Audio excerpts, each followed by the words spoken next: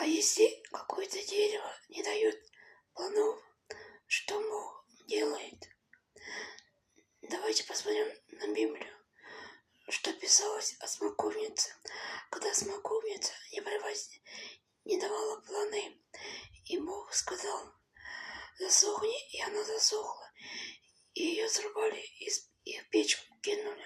Так давайте приносить плоды, молиться, молитвами спасать людей, приводить людей в церковь Божию, и чтобы был плод больше крат, и чтобы наше дерево не засыхало, а было больше плодов, чтобы церковь наполнялась больше людей, чтобы было больше проповеди, больше познания Слова Божьего.